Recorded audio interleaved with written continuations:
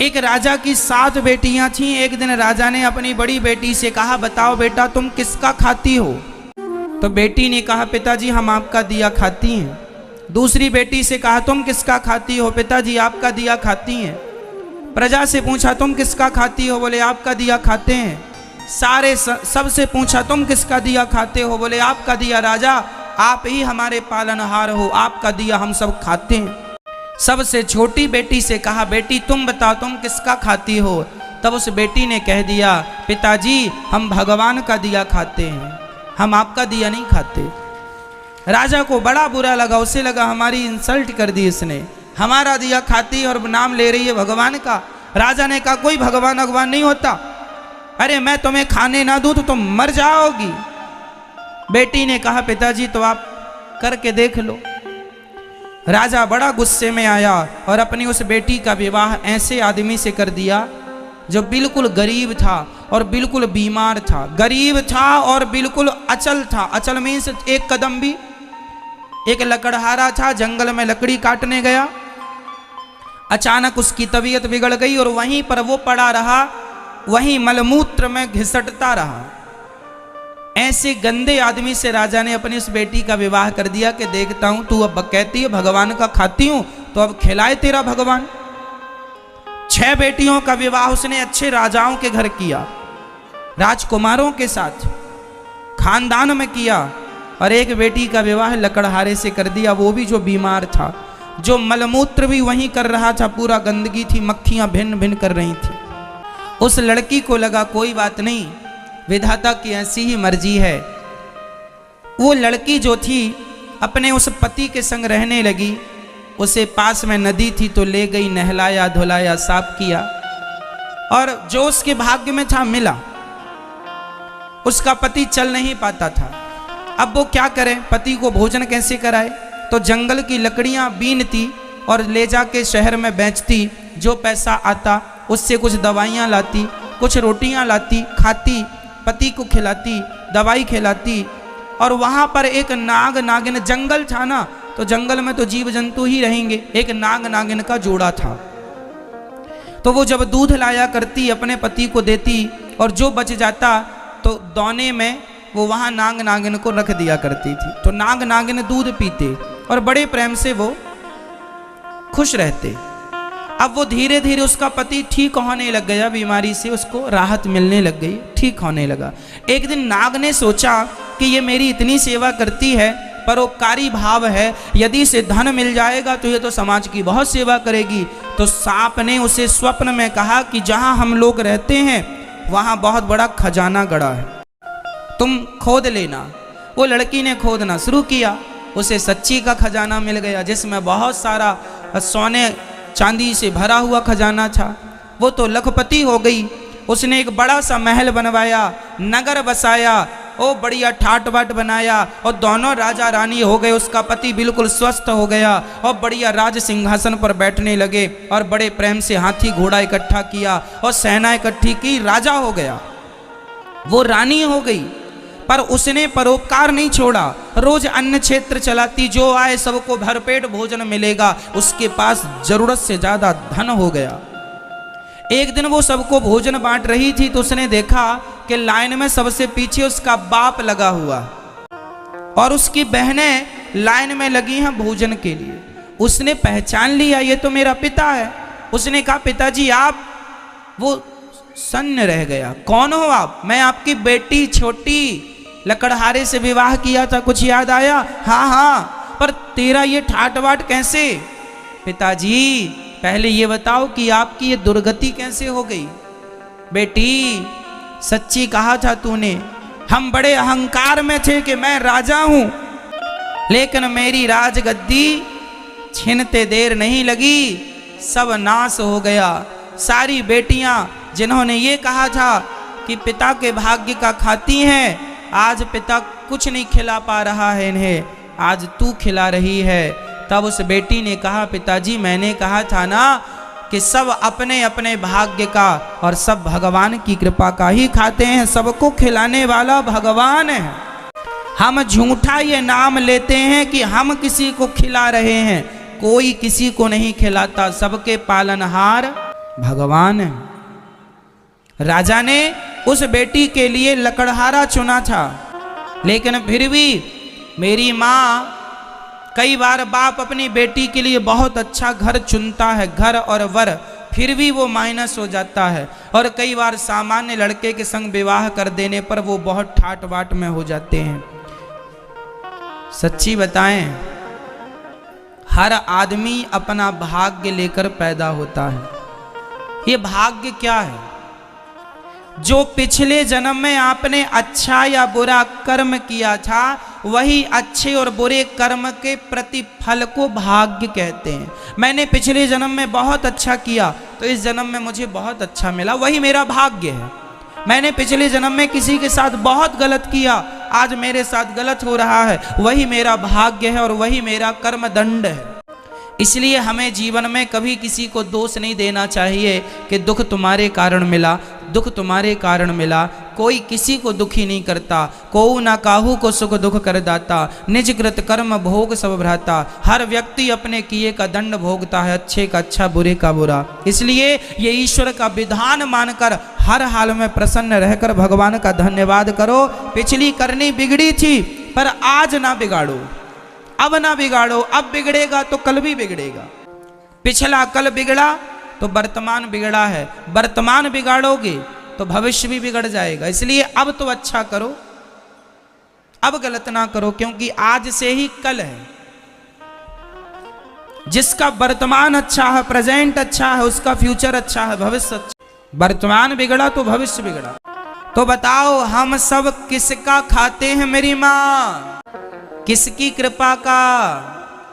हमें भगवान ही खिला पिला रहे हैं।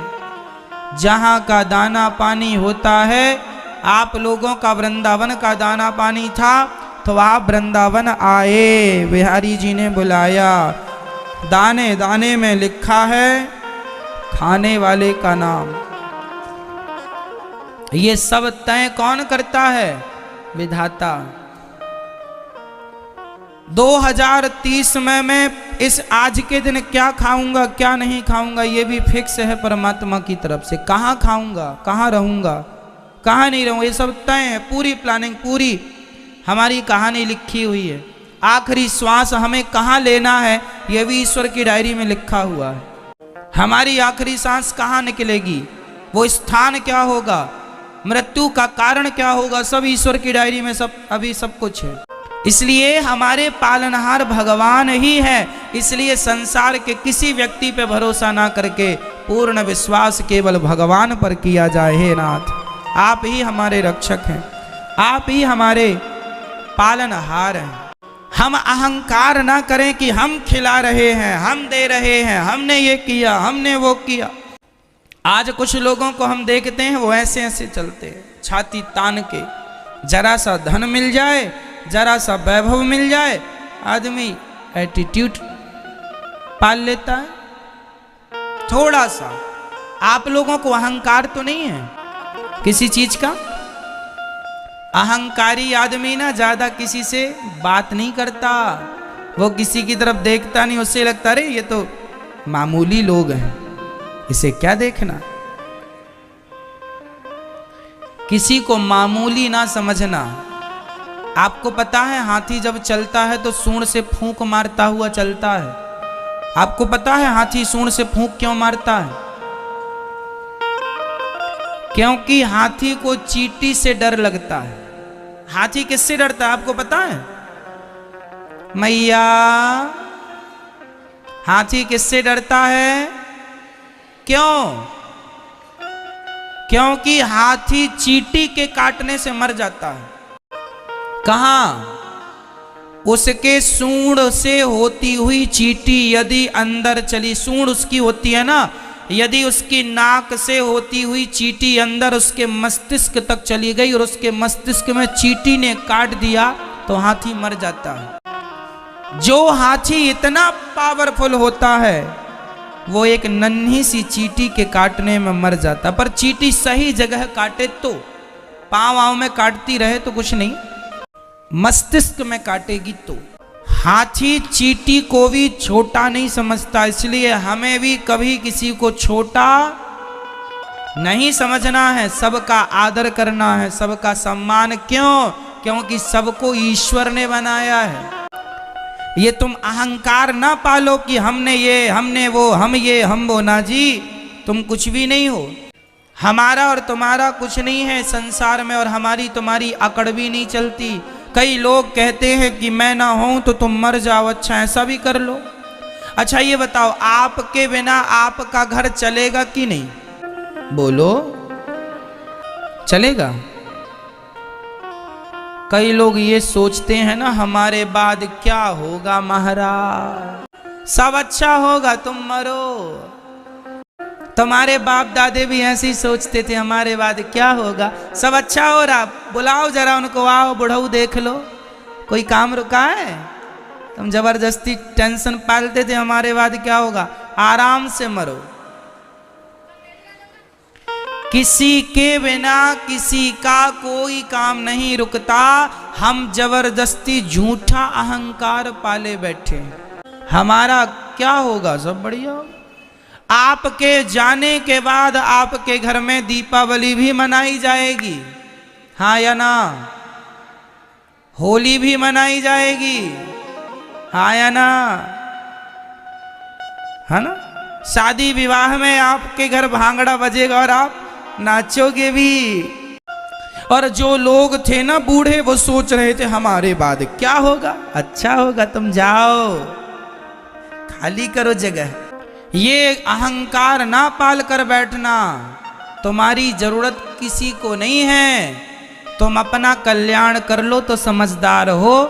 और ये झूठे अहंकार पाल के बैठे रहोगे तो बेवकूफी है। ये मेरी जरूरत किसी को नहीं है, मैं जबरदस्ती ये कह रहा हूं मेरे द्वारा ये काम हो रहा, मेरे द्वारा ये हो रहा। ना जी, हमारी जरूरत किसी को नहीं। बताओ किसकी, किसे जरूरत है? पुरुष कहता है पत्नी की जरूरत है। अरे एक मर जाए तो दूसरी ले आता है, हाँ या ना? बोलो हाँ या ना? और पत्नी कहती है पति मेरी जरूरत है, पति चला जाए तो दूसरा ले आती है। सारी नहीं पर बहुत सारा ऐसा भी है।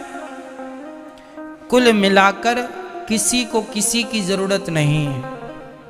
हर आदमी किसी न किसी स्वार्थ से आपसे जुड़ा होता है। जब तक उसका स्वार्थ है आपसे जुड़ा है, और आप इसी बात को समझते नहीं हैं और पूरे इन्वॉल्व हो जाते हैं। ये मेरा घर, ये मेरा घर, ये मेरे बच्चे, ये मेरा पति, ये मेरा पत्नी, उसी गंदगी में मर जाते हैं।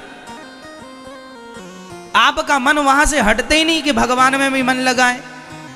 अरे पत्नी पति, बेटा बेटी, घर से भी कुछ आगे है, वहां ध्यान लगाओ।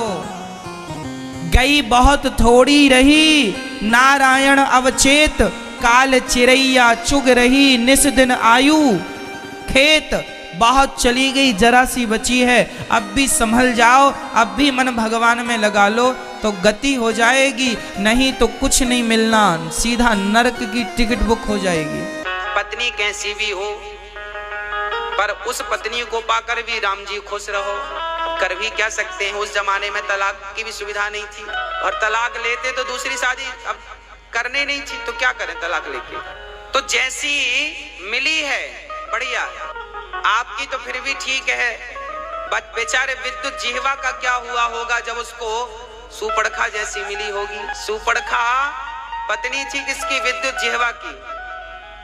अब सोचो जिसकी पत्नी सुपड़खा जैसी हो, वो तो बेचारा कैसे गुजारा होगा अपनी जिंदगी उसके संग। तो पत्नी कैसी भी हो, राम जी हंस के गुजारो। नारी का सम्मान करो, पत्नी पति का सम्मान करे। हमारे शास्त्र कहते हैं नारी पुरुष का सम्मान करे, पुरुष नारी का सम्मान करे। और जो पुरुष कहते हैं कि पत्नी पांव की जूती होती है, पत्नी पांव की जूती नहीं, पत्नी तो माथे की पगड़ी होती है, जो आपके कुल को, आपके वंश को आगे ले जाती है, आपके वंश को आगे बढ़ाती है। इसलिए नारी का सम्मान किया करो। हमारे यहाँ नारियों का इतना सम्मान है कि कृष्ण का नाम बाद में आता है, राधा रानी का नाम पहले आता है, राधे कृष्ण। राम का नाम बाद में आता है, सिया का नाम पहले सीताराम। शंकर का नाम बाद में आता है, गौरी का नाम पहले गौरी शंकर।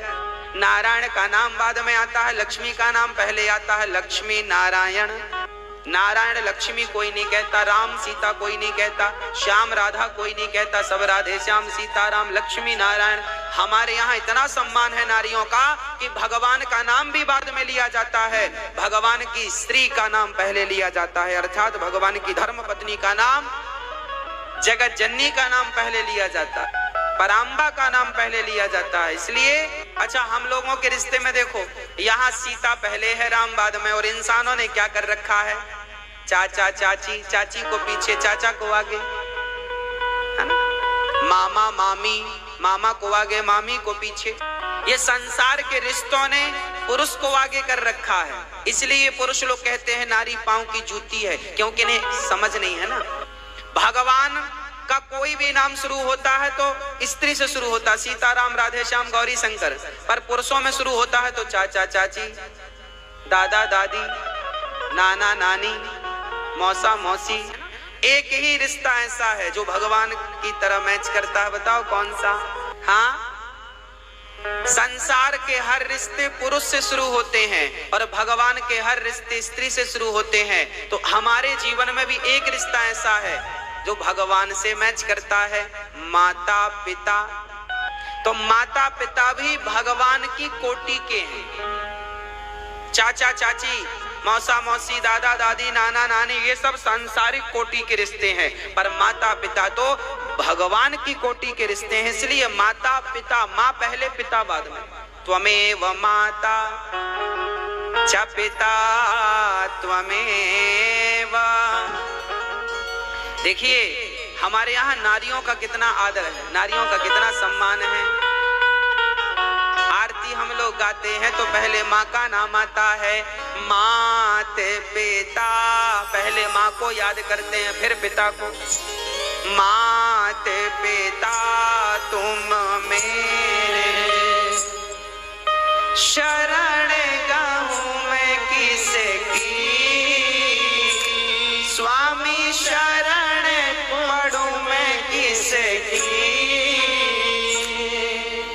तुम बिने और ना दूजा, प्रभु बिने और ना दूजा, आस करूं मैं किसकी। ओम जय जगदीश हरे। इसलिए पुरुषों को चाहिए कि नारी का सम्मान करें, नारी को चाहिए पुरुष का सम्मान करें, और दोनों पति पत्नी बड़े प्यार से रहा करें, समझदारी से। मैं आपसे निवेदन करूंगा कि पति डांटा करे तो आप भी मत डांटा करो, चुप रहा करो। चुप रहने से ही ना गृहस्थी चलती है। गृहस्थी ज्यादा बकवास करने से, बोलने से नहीं चलती। समझदार व्यक्ति वो नहीं है जो बहुत बोलता हो, समझदार व्यक्ति वो है जो बहुत सुनता हो। सुनो ज्यादा, बोलो कम। कान दो है मतलब सुनने के लिए ज्यादा है, मुंह एक है मतलब एक मुंह है, बोलो कम, सुनो दो कान। सुनो ज्यादा तो आप उल्टा करते हैं, सुनते बिल्कुल नहीं है, बोलते ज्यादा। हमारी सुनो, हम तुम्हारी नहीं सुनेंगे। लो झगड़े इसी में होते हैं। चुप रहा करो, काम करा करो, जो काम कर सको करो, नहीं कर सको मत करो। कोई डांटे तो सुन लो, चुप रहो, क्या बोलने से फायदा। जिठानी का काम ही डांटना है। कल भी आपने उसको जवाब दिया था, परसों भी जवाब दिया था, पर उसको तो कोई फर्क पड़ा नहीं। तो अब ऐसी को कहने से क्या फायदा जो उसे फर्क ही ना पड़ता हो। तो कहने से आप ही अपना खराब कर रहे हैं समय। जो समझे उसे तो समझाओ, पर जो समझे ही नहीं उसे समझाने से फायदा क्या। रावण को सबने समझाया था, समझा ही नहीं तो समझाने का फायदा क्या। आप भी एक बार कहो, एक बार बोलो, कोई ना समझे आपकी बात तो आप चुपचाप अपना काम करते रहो और प्रेम पूर्वक घर परिवार का ख्याल रखो। घर परिवार का काम करते हुए भगवत चिंतन करते रहो, नहीं तो समय आ गया है ओ भक्तों, स्वर्गा से आयो है संदेश, बुलावो आग्यो राम को। देखो जब तक पत्नी जिंदा होती है ना, तब तक पुरुष पत्नी की वैल्यू नहीं करता, और जब पत्नी मर जाती है तब बुढ़ापे में याद आती है, जैसी भी थी बढ़िया थी, समय से पानी तो देती थी, समय से भोजन तो कराती थी। आप उसे कभी समझ ही नहीं पाए। जो वस्तु हमारे पास नहीं होती, हमें उसकी कदर तब पता चलती है जब तक है। कहावत कहते ना, घर की मुर्गी दाल बराबर। घर की वैल्यू कोई समझ में नहीं आती। पत्नी है, वैल्यू नहीं है, जब वो चली जाएगी तब पता चलेगा। जिनकी चली गई मैंने उनसे कन्फर्म किया है, साहब कैसी गुजर रही है, वो बोले बड़ा ठीक नहीं चल रहा है कुछ भी, ना कोई पानी को पूछता है, ना कोई भोजन का समय है। आपकी बहू, आपके बेटा कितना भी अच्छे हों, पर आपकी पत्नी जो आपका ख्याल रख सकती थी ना, वो आपके बेटे बहू ख्याल नहीं रख सकते। इसलिए पत्नी का होना तब पता चलता है जब बुढ़ापा आता है। इसलिए जवानी में आप संभाल के रखिए, प्यार से रहिए। बुढ़ापे में काम आने वाले हैं आप दोनों एक दूसरे के। पत्नी के काम पति आता है, पति के काम पत्नी आती है। जवानी में, लड़कपन में जरूरत नहीं पड़ती, आदमी सेल्फ होता है, चलो हम खुद करके खा लेंगे। पर जब उम्र ढलने लगती है ना, तब जरूरतें समझ में आती हैं कि पत्नी का क्या महत्व था, पति का क्या महत्व था। दोनों का अपना अपना महत्व है। पत्नी भी अकेली पति के बिना अधूरी होती है। इसलिए दोनों प्रेम से रहो, जो समय है प्यार से गुजारो, एक दूसरे का ख्याल रखो, दोनों भगवान का भजन करो। मनु शत्रुपा दोनों जंगल गए थे, एक नहीं गए थे। हाँ जी, इसलिए ध्यान से दोनों का ख्याल रखो, और रिश्तों में मधुरता होनी चाहिए, कड़वाहट नहीं होनी चाहिए। जब तक हम जिंदा होते हैं ना, वैल्यू समझते ही नहीं। एक दिन हम अखबार पढ़ रहे थे, अखबार में हमने देखा कि आज खबर आई है कि हम मर गए। अरे हमें लगा आज तो 1 अप्रैल भी नहीं है, किसी ने मजाक भी नहीं किया होगा। ये देखो फ्रंट पेज में लिखा है फलाने जी मर गए, फोटो भी छपी है मरे की। हमने ध्यान से देखा, किसी ने मजाक किया। अखबार रख के बाहर देखा तो बाहर सचमुच भीड़ लगी थी, भीड़ लगी है। जरा इमेजिन करना, कल्पना करना, ये घटना आपके साथ घटेगी तो क्या होगा। आप अखबार में देखें कि आपकी तस्वीर छपी है और लिखा है आप मर गए। आप बाहर निकल कर देखें तो एक लाश पड़ी थी, सब गांव वाले, घर वाले, परिवार वाले रो रहे थे। हमने जाकर देखा तो वहां एक लाश पड़ी थी, उसका चेहरा देखा तो वो लाश किसी और की नहीं, हमारी ही थी। अरे हम तो जिंदा हैं और ये हमारी लाश डुप्लीकेट कहां से आ गई। अब हमने देखा पत्नी रो रही है, बच्चे रो रहे हैं, परिवार। ध्यान से देखा, अरे भाई रोते क्यों हो, हम तो यहाँ हैं। अब हम सबको टच कर रहे हैं, हम सबसे कह रहे हैं कि मत रो, हम खड़े हैं। पर ना तो कोई हमें देख रहा था, ना तो कोई हमारी बात सुन रहा था। अब कंफर्म हो गया कि सचमुच हम मर गए हैं। अब तो हम केवल हमारा सूक्ष्म शरीर भटक रहा है। कहते हैं ना, जब आदमी मरता है तो 13 दिन तक आप अपने घर पे ही भटकते हैं। आपका सूक्ष्म शरीर वहीं रहता है और आप सबको देखते हैं, कौन आया, कौन खाया, कौन गया। हम सबको रोक रहे थे, मत रो मत रो, पर हम तो मर चुके थे। तभी हमने भगवान से कहा, हे विधाता, हमें 1 मिनट का समय दे दो, हम अपनी माँ से, अपने पत्नी से, अपने पुत्र से कुछ कह लें। जब आप मरेंगे ना, तब आपको पता चलेगा कि 1 मिनट की कीमत क्या है। अभी तो आपको कोई पता ही नहीं। 1 मिनट कितना कीमती है ये तब पता चलता है जब प्राण बिल्कुल निकलने वाले होते हैं। अब यमराज जी से कहा, हे यमराज जी, हमें 1 मिनट का टाइम दे दो। यमराज जी ने कहा, क्या करेगा।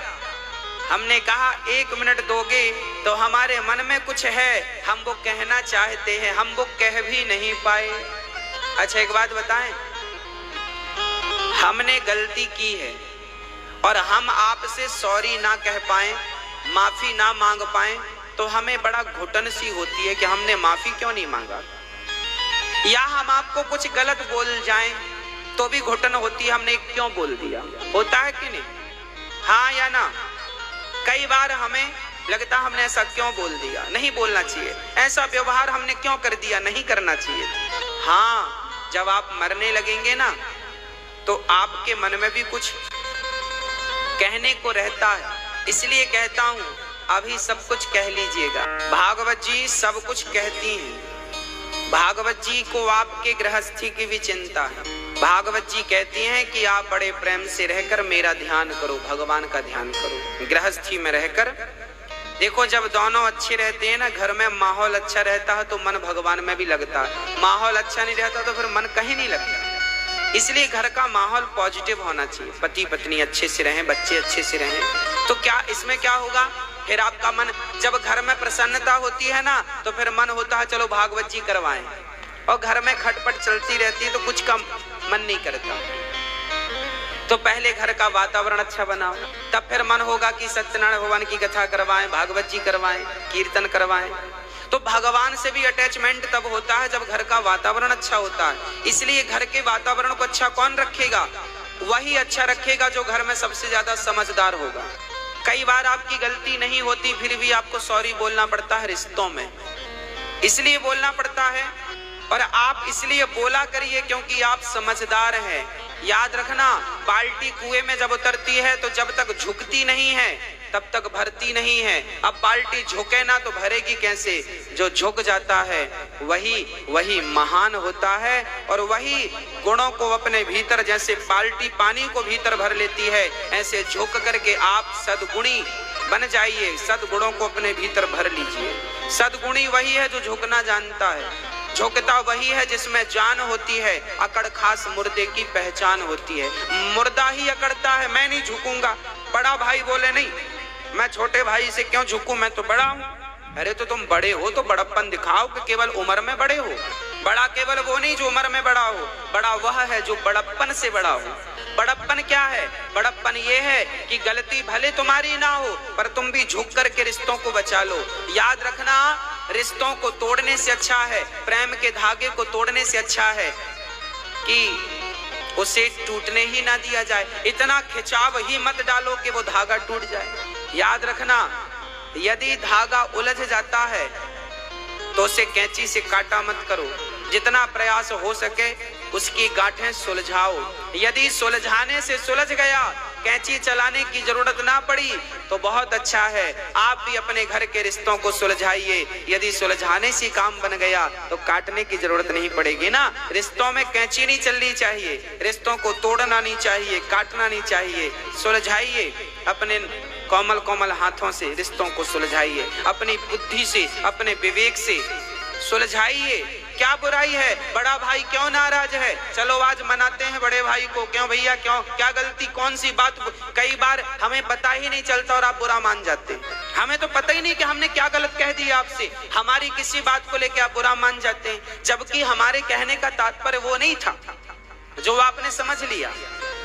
पर कई बार बातें उल्टी लग जाती हैं, हमारे कहने का अर्थ कुछ और होता है, समझने वाला कुछ और समझ लेता है। इसलिए चलो, हो सकता है गलत फहमी हो गई हो तो घर में गलत फहमियों को भी दूर कर लेना चाहिए। और आप लोग क्या करते हैं, मुंह बना के बैठ जाते हैं, हम बात नहीं करेंगे। इससे क्या होता है, रिश्तों में खटास आ जाती है। और हमारे बड़े बुजुर्ग कह गए हैं, रही मन धागा प्रेम का मत तोड़ो चटिकाए, टूटे से फिर ना जुड़े, जुड़े तो गांठ पड़ जाए। गांठ मत पड़ने देना।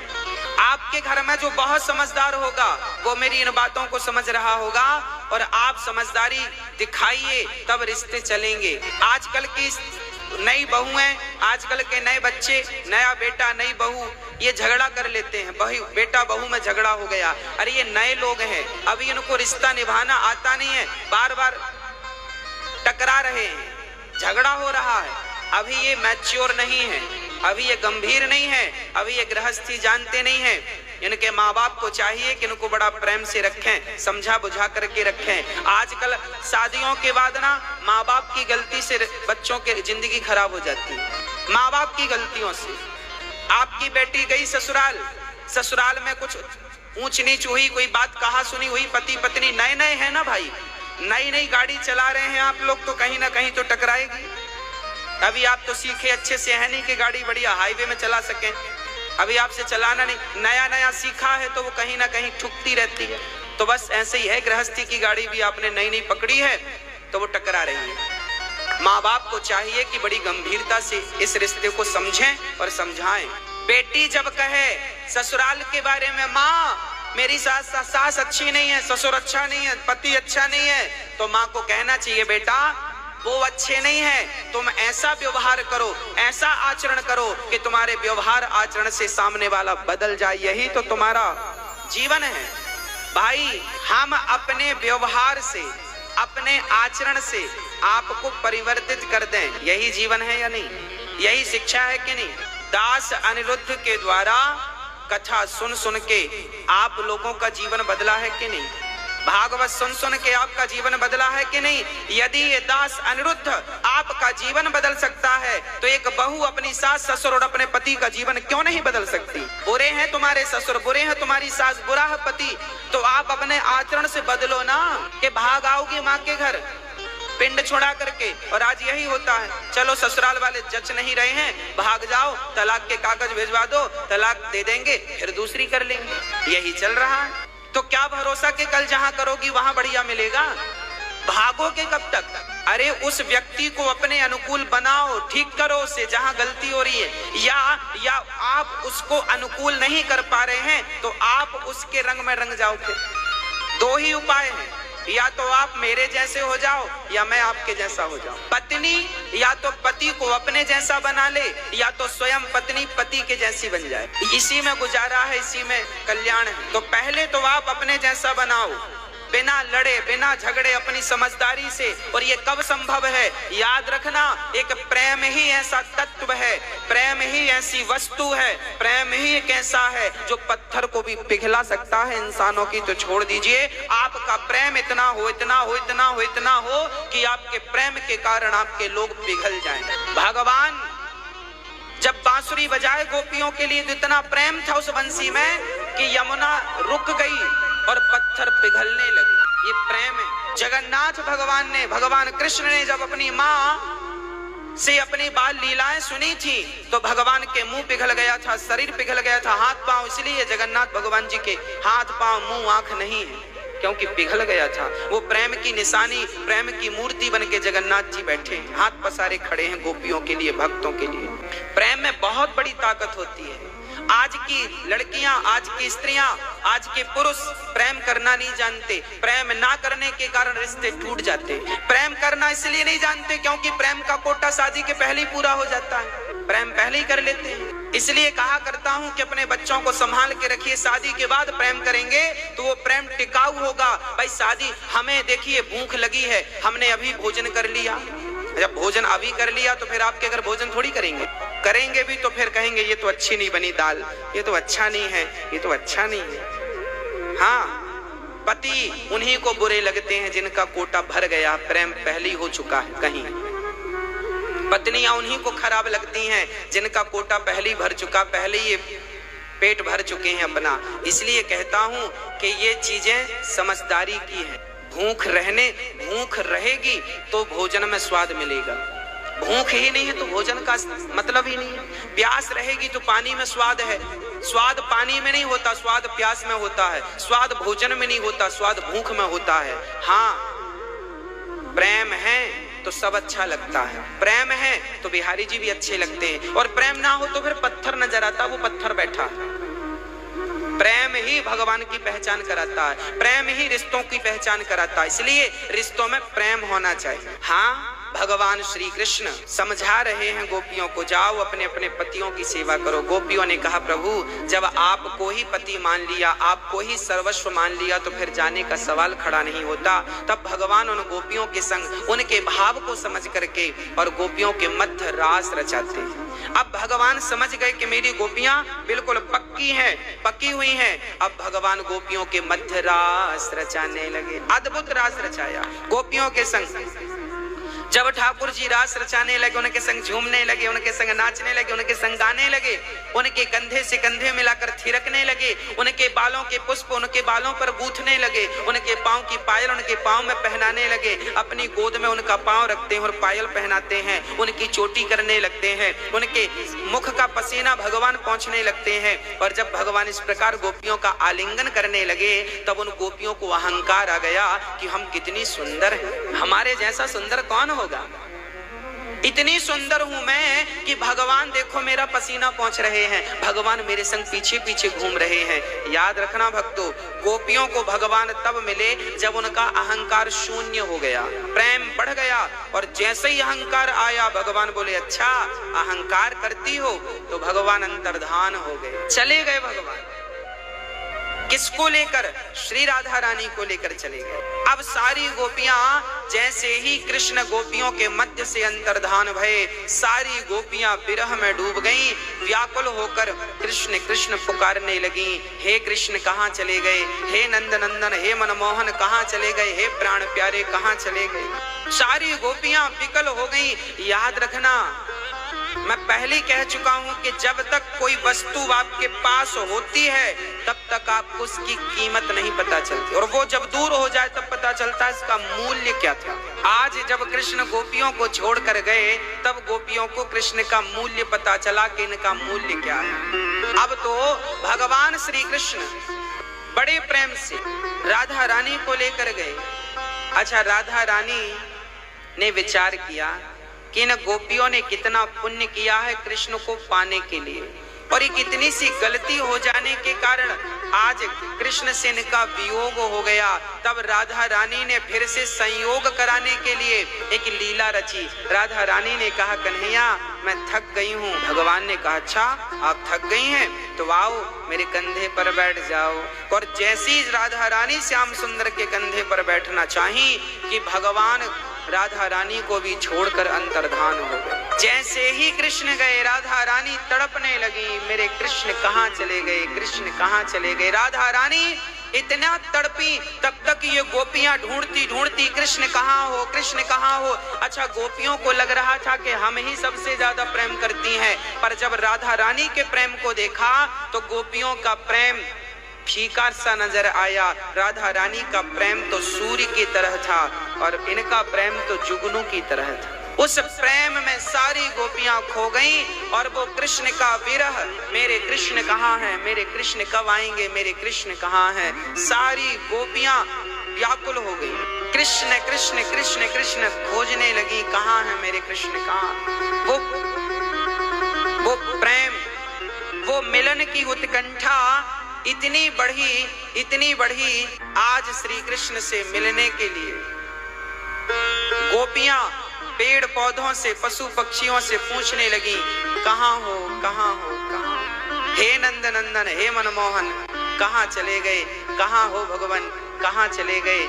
आज जब पुकारने लगी तो क्या हुआ, भगवान श्री कृष्ण सारी गोपियों की पुकार सुन रहे थे। और सच्चाई बताऊं, राधा रानी गोपियों को भगवान मिले थे राधा रानी की कृपा के बिना, और जब तक राधा रानी की कृपा के बिना भगवान प्राप्त हो भी जाए किसी को, तो वो ठहरते नहीं।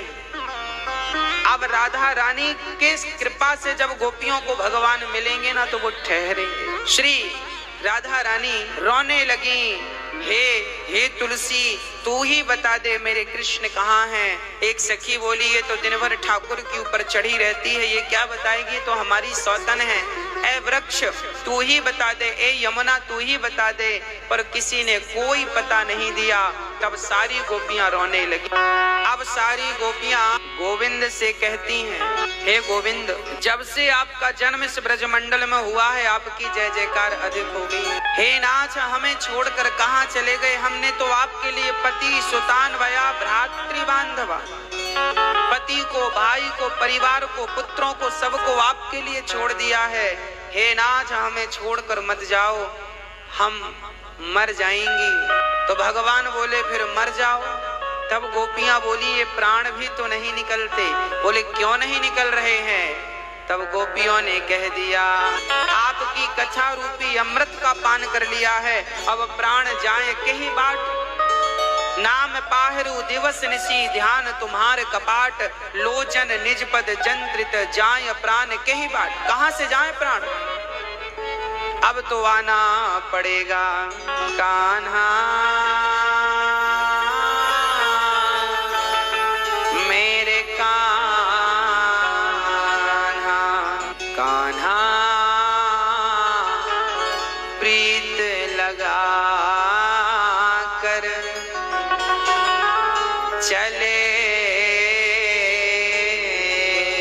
गए, कब आएगा मेरा सांवरिया, कब आएगा मेरा सांवरिया, कब आएगा मेरा सांवरिया, कब आएगा मेरा सांवरिया। भगवान ने सुदर्शन और शंखचूड़ नाम के दैत्य का उद्धार किया। भगवान ने अरिष्टासुर का उद्धार किया और जब अरिष्टासुर का भगवान ने उद्धार किया, उसके बाद भगवान श्री कृष्ण को लेने के लिए अक्रूर जी चले। भगवान कृष्ण को लेने अक्रूर जी चले और कहते हैं कि चलो, आप को कंस ने बुलाया है। कंस ने एक्चुअली एक यज्ञ रखा है, उस यज्ञ में भगवान कृष्ण को आमंत्रित करता है। और भगवान श्री कृष्ण जब पहुंचे हैं, अक्रूर जी भगवान को लेकर चले तो रास्ते में गोपियों ने रोक लिया। हे नाथ, हम आपके बिना कैसे रहेंगे? सारी गोपियां रोने लगी, रास्ते में खड़ी हो गई रथ के सामने, हमारे ऊपर से रथ लेकर जाओ, ऐसे आप जा नहीं सकते। भगवान ने सांत्वना दी, बस 2 दिन की बात है, 2 दिन बाद मैं वापस आ जाऊंगा। ये कहकर भगवान चले, अक्रूर जी के साथ चले। माँ यशोदा मक्खन रोटी लेकर आई, कन्हैया तुझे भूख लगी होगी बेटा, ये भोजन कर ले, भूखा मत जा, अपनी माँ को छोड़कर मत जा। बहुत रोई माँ। भगवान ने माँ को समझाया, बस 2 दिन की बात है माँ, मैं जल्दी आ जाऊंगा। कह करके भगवान कृष्ण चल पड़े। माँ बहुत रोई है कृष्ण के बिना। भगवान है ही ऐसे कि एक बार किसी का, देखिए भगवान में जल्दी से मन किसी का लगता नहीं, और एक बार किसी का लग जाए तो फिर मन हटता नहीं। भगवान की मूर्तियां इतनी सुंदर हैं, भगवान की कथा में इतना रस है, तो स्वयं भगवान कैसे रहे होंगे, एक कल्पना इमेजिन कर लो। भगवान श्री कृष्ण केसी और व्योमासुर नाम के दैत्य को मार करके अक्रूर के संग चलते हैं। मथुरा पहुंचे। मथुरा पर कृपा किस पर की? मथुरा पर भगवान जब पहुंचे तो वहां धोबी पर, रजक पर कृपा की। एक धोबी कपड़ा लेकर जा रहा था, गट्ठा कपड़ों का। भगवान ने कहा, मामा जी राम राम। धोबी ने कहा, आप कौन? अरे हम आपके भांजे, ये जो कंस है ना हमारे सगे मामा हैं, और मामा के गांव में जितने मिले सब मामा, बच्चा हो बूढ़ा हो सब मामा। कन्हैया बोले, मामा हो आप हमारे, हमें कपड़ा दो। तो भाई साहब ने कह दिया, तुमने बाप की राज में ऐसे कपड़े देखे हैं? अब लो, भगवान को बाप तक चले गए। भगवान बाप दादों तक पहुंच गई बात। भगवान ने एक थप्पड़ जमाया जोर का, धोबी भाई प्राण निकल गए उनके। भगवान किसी भी प्रकार से कृपा करते हैं। भगवान डांटे मारे वो एक कृपा है। भगवान ने धोबी पर कृपा की, उसके बाद दर्जी पर कृपा की। दर्जी, एक दर्जी था, भगवान धोबी के कपड़े, राजा कंस के कपड़े पहनकर चले तो वो बड़े बड़े, रास्ता साफ होने लगा। दर्जी ने कहा, प्रभु मैं आपके नाप के कर दूं? भगवान ने कहा, कर दो भैया, बड़ी कृपा हो जाए। तो बढ़िया नाप लेके भगवान के नाप के कपड़े सिल दिए दर्जी ने। भगवान ने कहा, तुम्हें क्या दक्षिणा चाहिए? दर्जी ने कहा, आपने धोबी को क्या दिया है हमें सब पता है, आप तो बस आशीर्वाद दो, हम जाएं यहाँ से। भगवान बोले, अच्छा एक आशीर्वाद देते हैं, तुम्हारी दुकान बढ़िया चलेगी। तब से दर्जियन की दुकान बढ़िया चलने लग गई। जितने का कपड़ा उतनी ही सिलाई, बल्कि उससे ज्यादा। तो दर्जियों पर कृपा हुई भगवान की। एक कुब्जा नाम की स्त्री थी, कुबड़ निकली थी, बड़ी कुरूपणी थी। लोग हंसते थे देख करके, देखो कुब्जा कुब्जा कुब्जा। कुबड़ निकलने से उसका नाम कुब्जा पड़ा। आज भगवान कृष्ण ने कुब्जा पर बड़ी कृपा की। क्या कृपा की? कुब्जा को आज भगवान ने सुंदरी कह करके बुलाया। अहो सुंदरी। कुब्जा को बड़ा अच्छा लगा, पर थोड़ी देर बाद उसे बुरा भी लगा कि मैं तो कुबड़ी हूँ और ये सुंदरी कह करके कोई व्यंग बोल रहा है। कौन है आप? भगवान बोले हम कृष्ण हैं। कुब्जा ने देखा कमर झुका करके, कौन है? अच्छा हो, बड़े सुंदर। हमें सुंदरी क्यों कहते हो? हमें तो सब कुबड़ी कहते हैं, गाली देते हैं। भगवान ने कहा कि उन लोगों ने आपके तन को देखा है, मन को नहीं देखा। दुनिया तन को देखती है तो तन सुंदर है या सुंदर नहीं है, हम तो आपके मन को देख रहे हैं, आपका मन बड़ा सुंदर है। भगवान ने कुब्जा से कहा ये चंदन हमें लगा दो। वो कंस को लगाने जा रही थी तो कंस का चंदन भगवान को लगाया। भगवान ने अपना पांव उनके पांव में जमा कर चंदन के बदले उनकी कुबड़ ठीक कर दी। कुरूपवान थी, भगवान ने कुब्जा को स्वरूपवान बना दिया। इतनी सुंदर बना दिया कि अप्सराएं फेल हो गई, इतनी सुंदर। भगवान इतना सा चंदन लेकर के और इतनी सारी सुंदरता देते हैं। भगवान जो दे सकते हैं ना, कोई नहीं दे सकता। इसलिए हमेशा भगवान से ही कुछ कहा करो, भगवान से ही कुछ मांगा करो। भगवान ने कुब्जा पर कृपा करके आगे बढ़े। भगवान ने कुरूपणी पर कृपा की। बाद में कुब्जा के घर भी गए हैं और कुब्जा का स्नेह पाया है। भगवान दीनों पर दया करते हैं। अच्छा, दीन कौन है? हम दीन एक बार बने तो भगवान की कृपा होए, हम दीन बनते ही नहीं। दीन किसे कहते हैं? दीन उसे ही कहते हैं जो अपने आप को भगवान के चरणों में समर्पित कर देता है, शरणापन्न हो जाता है, वह दीन है। जो अपने कल्याण का साधन भी ना जाने उसे दीन कहते हैं। भगवान आगे चले, कंस का एक यज्ञ था, धनुष रखा था। भगवान श्री कृष्ण ने धनुष तोड़ दिया। अच्छा, राम कथा भी शुरू हुई धनुष तोड़कर और कृष्ण कथा भी शुरू हुई धनुष तोड़कर। ये धनुष क्या है? ये धनुष अहंकार का सूचक है। आप भी अपने जीवन में अपने अहंकार का धनुष तोड़ दीजिए। भगवान ने तोड़ा। कुबल्यापीड़ पर कृपा की। कुबल्यापीड़ नाम के हाथी को मारा। कंस के बड़े बॉडीगार्ड थे चाणूर और मुष्टिक। भगवान ने चाणूर और मुष्टिक को खूब मुटिका मार मार के मारा। कंस की सभा में चले गए भगवान। कंस ने कृष्ण को मारने का पूरा षड्यंत्र रचा था। कंस ने भगवान को मारना चाहा। भगवान कंस की सभा में जाकर कंस के केस पकड़कर उठाकर जब धड़ाम से पटके और भगवान कंस को नीचे फेंक करके ऊपर कूदे, कंस का गोविंदाय नमो नमः।